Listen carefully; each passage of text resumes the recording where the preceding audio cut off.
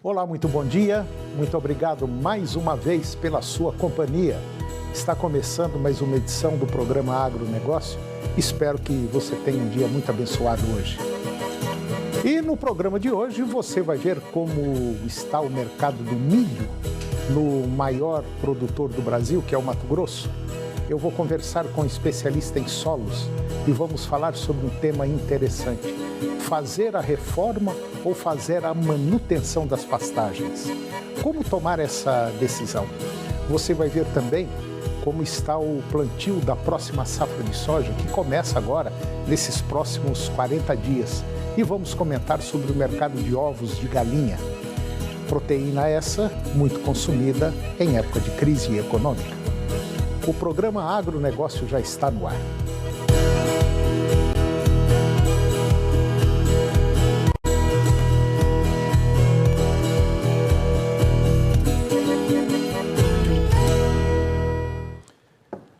Eu começo o programa de hoje falando sobre o plantio da próxima safra de soja, que começa agora nesses próximos 40 dias. A semeadura da oleaginosa começará de fato quando as primeiras chuvas acima de 10 milímetros voltarem a cair, principalmente no maior estado produtor do Brasil, que é o Mato Grosso. Conforme o boletim do Instituto Mato Grossense de Economia Agropecuária, que é o IMEA, as precipitações para os acumulados dos próximos 30 a 40 dias apontam chuvas previstas de 25 a 50 milímetros em todo o estado, com maiores volumes nas regiões noroeste, norte e parte médio-norte. A confirmação desse cenário poderá auxiliar o desenvolvimento inicial das plantas e favorecer a janela de cultivo para as culturas de segunda safra.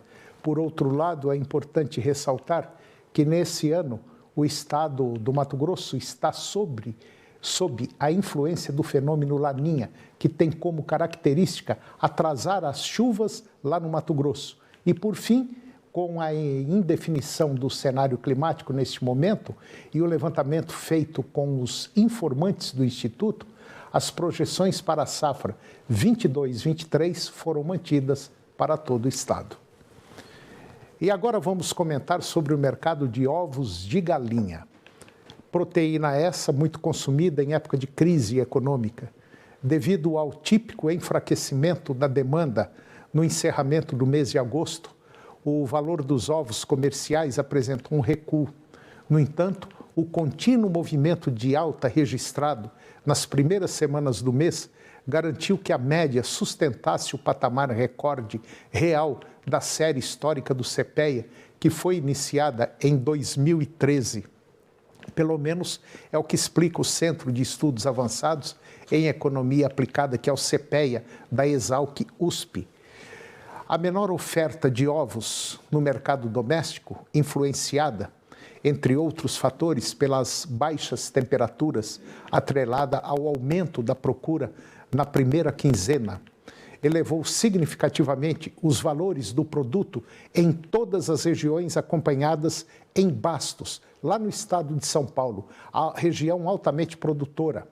O ovo branco tipo extra para retirar na granja, lá em Bastos, foi comercializado a R$ 151,39 uma caixa, com 30 dúzias de ovos em agosto. É um novo recorde real da série do CPEA, deflacionada pelo IPCA de julho de 2022 e 4,8% acima da média de julho. E agora você vai acompanhar o comentário de Felipe Fabbri, analista da Scott Consultoria, que vai falar sobre o mercado do boi. Confira. Olá pessoal, Felipe Fabbri, zootecnista e analista de mercado aqui da Scott Consultoria. Estamos aqui hoje para reportar o mercado do boi nessa primeira semana praticamente do mês de setembro e expectativa para a próxima semana. Bom, começando com o mercado nessa semana, em função do feriado nacional no dia 7 de setembro, na quarta-feira, os compradores aqui em São Paulo abrindo a quinta-feira pós-feriado, ofertando R$ 2,00 a mais por arroba de boi gordo. Foi um movimento bem pontual, as escalas conseguiram ser preenchidas com essa movimentação nos preços. E só para a gente ter uma ideia, com essa alta, o boi gordo encerrou a semana negociado aqui em São Paulo a R$ 290 por arroba para os bovinos que atendem ao mercado interno. O boi China hoje segue apregoado a R$ 300 por arroba. Como eu citei, essa movimentação ela foi bem pontual e o que nós temos até o momento é compradores reportando para nós, junto com a ponta vendedora, uma situação de ofertas relativamente confortáveis para o período do ano e para a necessidade hoje da ponta compradora. Então, nesse momento, nós não temos perspectiva, olhando para o restante do mês de setembro, de uma retomada mais pujante dos preços no mercado do boi gordo, apesar de fatores macroeconômicos que indicam uma possibilidade de melhora na demanda por carne bovina. Inclusive, sentimos isso com um preço um pouco mais firme no mercado atacadista de carne com osso nessa primeira semana de setembro, mas esse movimento ainda não deve ganhar força em curto prazo. E quais são esses fatores que eu acabei de citar que devem sustentar uma possível retomada de preços na arroba do boi gordo? Primeiro, nós temos o índice de desemprego num patamar bem baixo, um dos menores patamares desde 2015, então há a possibilidade de maior consumo dentro dos próximos meses, principalmente para a carne bovina nesse período.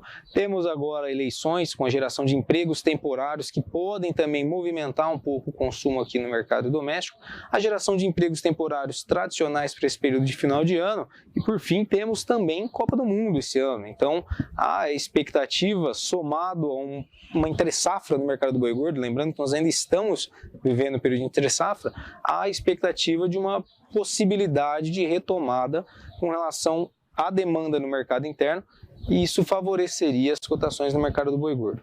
Enquanto não se confirma esse cenário mais positivo, nós ficamos de olho aguardando aí os próximos passos no mercado do boi gordo.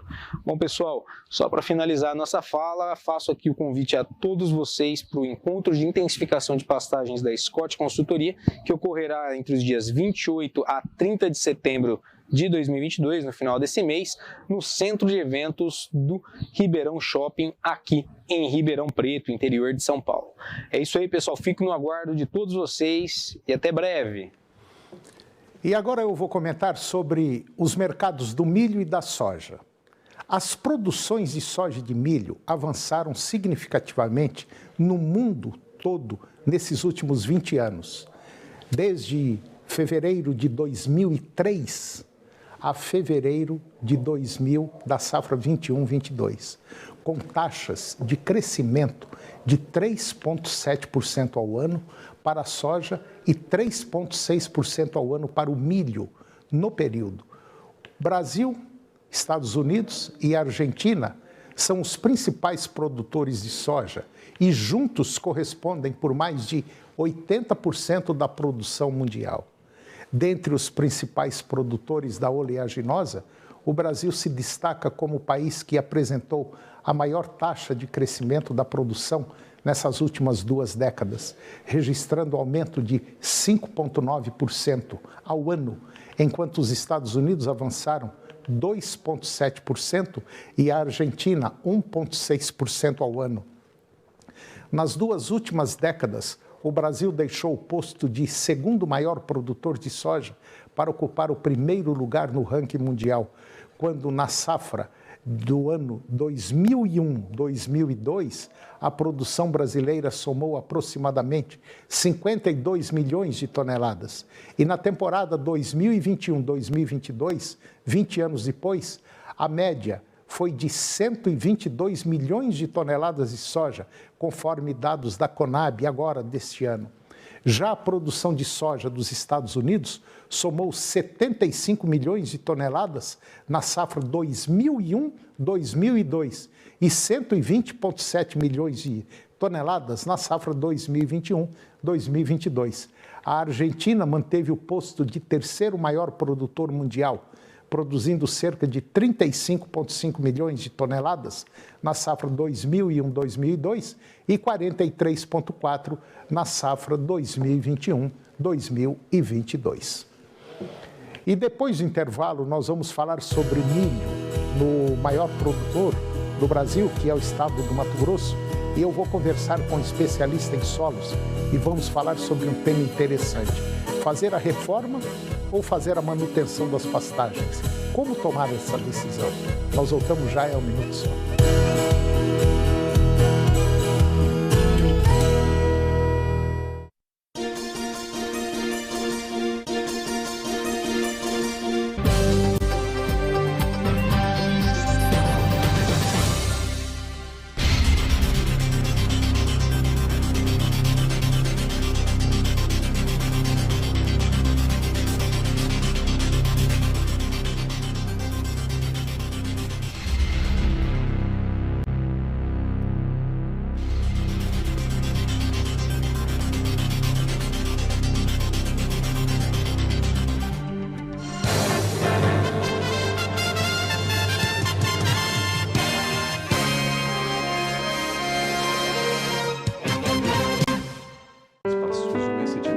Vamos comprar hoje, hein? Senão acaba. Lógico. Não acredito, é o...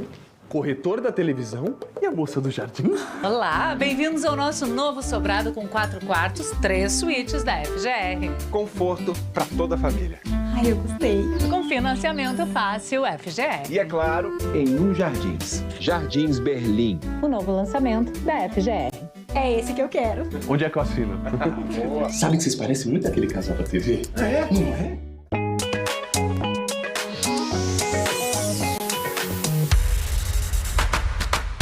Para você, produtor rural, a Macroservice Materiais Elétricos tem condições de preços imbatíveis. Trabalhamos com as melhores marcas, produtos e serviços de confiança. A Macroservice Materiais Elétricos é referência no mercado há 40 anos. Entre em contato com a Macroservice Materiais Elétricos e faça seu orçamento. Adivinha que cidade eu estou? Vou te dar algumas dicas. Fica em Goiás. Tem produção no campo que ajuda a gerar renda e emprego. Tem qualificação profissional que melhora a qualidade de vida de muita gente. Já sabe onde eu estou? Na sua cidade. O sistema FAEG Senar está presente em todas as cidades de Goiás. Ao seu lado, no seu campo, na sua cidade e com toda a sociedade. Sistema FAEG Senar. É de todos, mas feito para cada um. Setembro é o mês de aniversário da Tenda. São 53 anos e mais de 130 mil apartamentos vendidos. Nem Hollywood produz tantas histórias com final feliz. Na semana de 19 a 24, temos condições de cinema para você conquistar sua casa própria. Entrada em até 72 vezes. Use seu FGTS. Visite a loja Tenda mais próxima e faça uma simulação grátis. Mas só de 19 a 24, hein? Ou ligue 4003-1205. Estou aqui em Poços, a mais de 500 quilômetros de Goiânia. E essa aqui é uma das 6 policlínicas que construí e entreguei ao povo goiano. A regionalização da saúde é uma realidade. Estadualizei e criei 7 hospitais regionais e mais de 900 leitos de UTI em todas as regiões do estado. E vamos fazer muito mais. Mais policlínicas, mais hospitais regionais e um hospital do câncer para tratamento infantil que será referência internacional. O Vovô Raul tá te esperando para conhecer mais um novo talento. Neste sábado, 2h15 da tarde, tem Programa Raul Gil. Agronegócio. Oferecimento Senar Goiás, a maior escola da terra.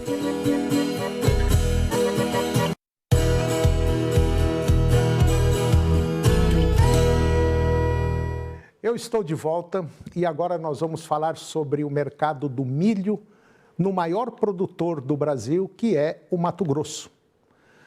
A produção de milho lá no Mato Grosso, ela superou a soja na safra 2021-2022, atingindo 43,8 milhões de toneladas.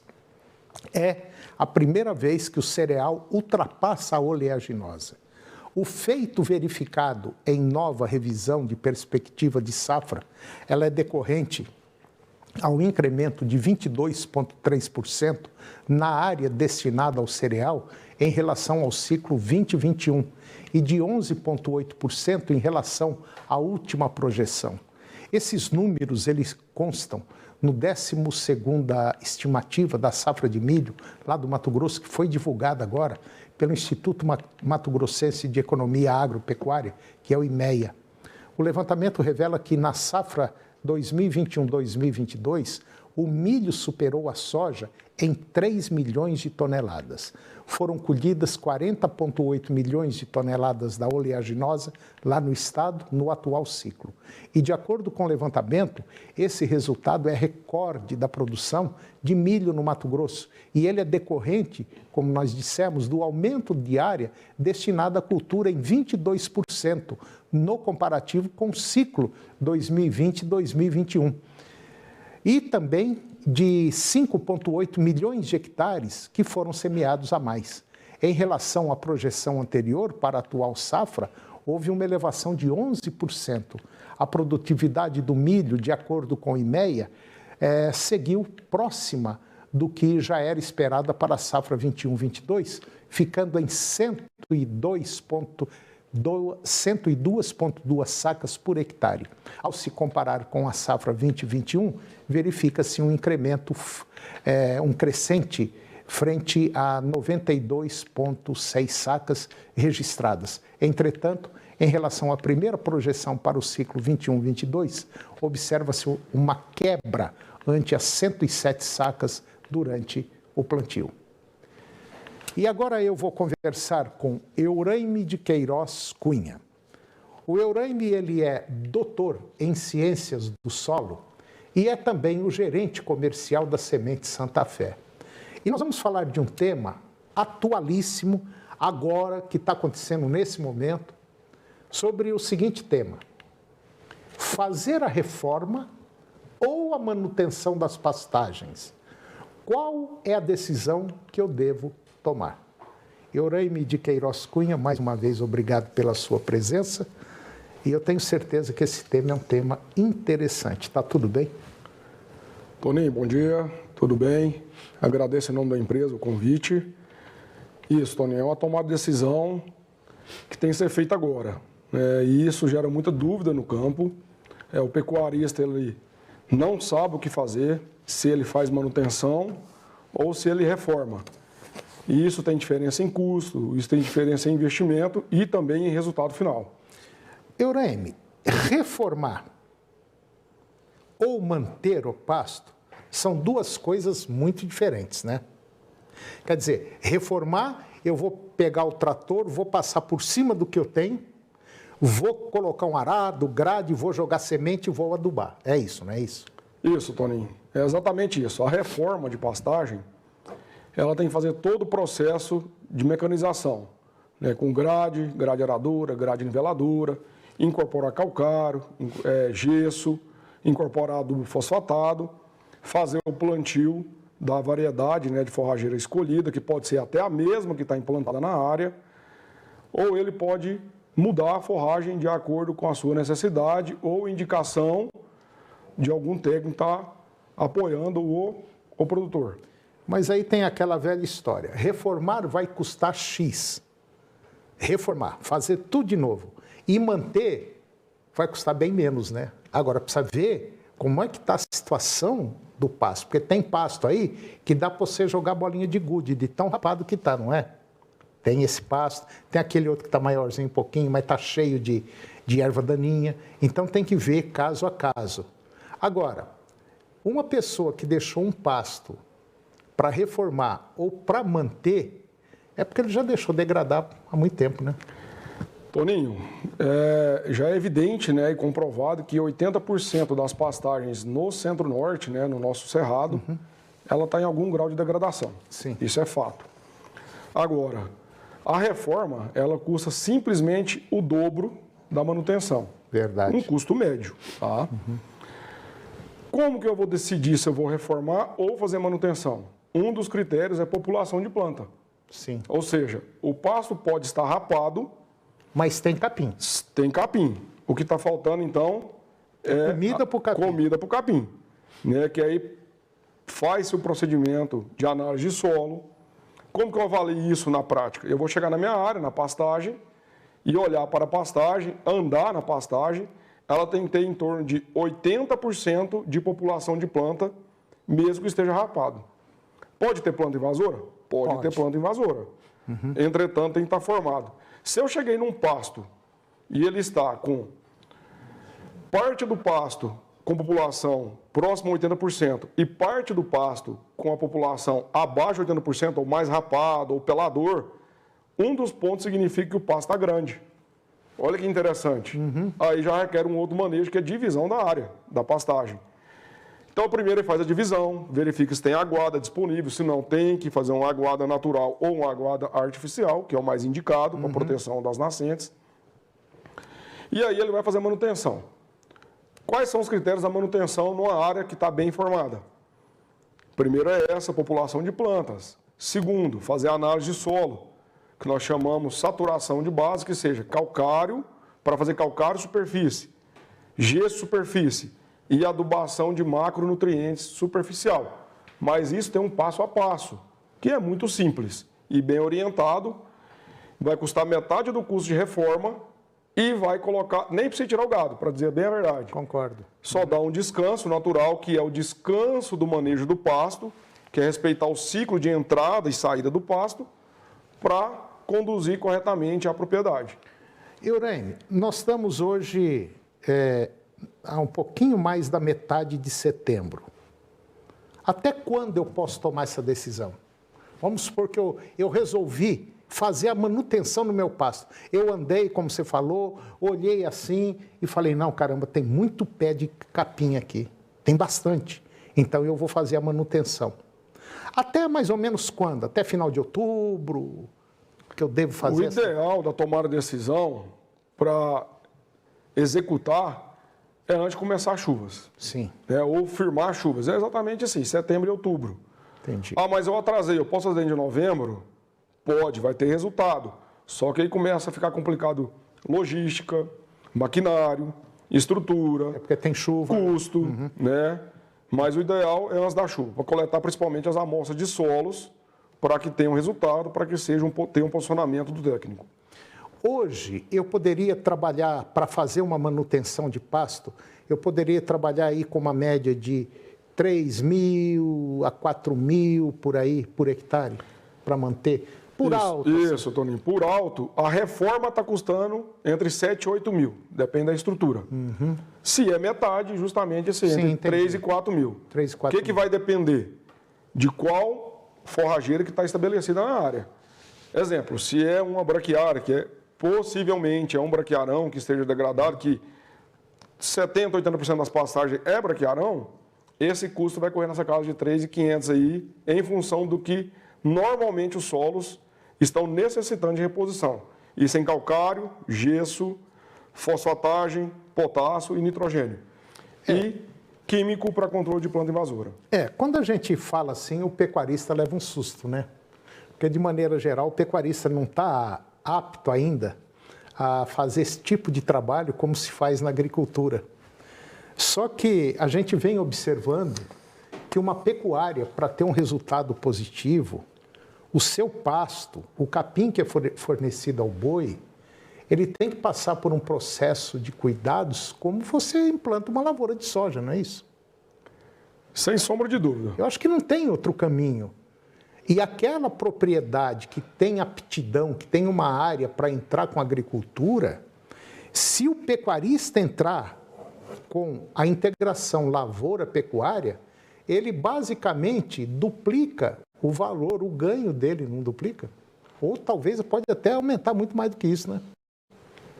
Duplicar é certeza. Daí para cima, vai de investimento, manejo de categoria animal, de condução, porque o sistema como um todo ele vai ofertar muita comida para o sistema, para os animais. Agora, se ele não souber aproveitar o alimento produzido, que acontece muito, aí ele não tem índice de ganho satisfatório e rentabilidade. Eurênio, eu acho que eu vou até colocar o que eu vou falar aqui agora. É uma coisa que pode às vezes até doer um pouquinho para o pessoal da pecuária de corte, mas é uma realidade. Pelo que eu ando, rodo, converso, participo de evento, eu vou falar um número aqui que eu acho que eu não vou errar, não. Eu tenho certeza absoluta, que no mínimo 80% da pecuária de corte brasileira está dando um prejuízo astronômico para o produtor. Acho que é bem equivalente a isso mesmo. Por quê? Porque 80% das pastagens estão degradadas. Se o pasto está degradado, a rentabilidade está abaixo do aceitável economicamente. Olha, aquela pecuária, aquela propriedade rural, de pecuária de corte, que não tem, no mínimo, 30 arrobas por hectare ano, olha, pode ter certeza absoluta, você está vivendo de teimoso na pecuária, não está não? Sem sombra de dúvida. E a média nacional é 6 arrobas, então está longe, né? Quer dizer, 6 arrobas... Tem que ser 5 vezes mais. Pois é, 6 arrobas é a mesma coisa que você comprar, você implantar uma lavoura de soja e colher uma média de 2 sacas de soja por hectare. É o equivalente ao que o Eurame falou, 6 arrobas por hectare ano. Se você colher 35 arrobas por hectare ano, vai dar mais ou menos aí umas 35, 40 sacas de soja por hectare. Já começa a ser um prejuízo menor. Então, se a gente for comparar a pecuária com a agricultura, a pecuária de corte, nós estamos dezenas e centenas de anos atrás. Eu não quero dizer, hoje nós temos boi de primeira linha, tem tecnologia demais, tem capins excelentes, mas só que a maioria não cuida. E olha, eu vou dizer uma coisa, não tem milagre, viu? Se você der comida para o pasto dá comida para o seu boi, que é o capim. Se você não der, pode ficar tranquilo que não tem a troca, não. Com certeza. Agora tem a luz no fim do túnel. Tem. Quem investiu, tem longevidade, tem retorno, aumenta a capacidade de suporte e assim por diante. Hoje a gente vem falando há muito tempo e às vezes não é bem compreendido.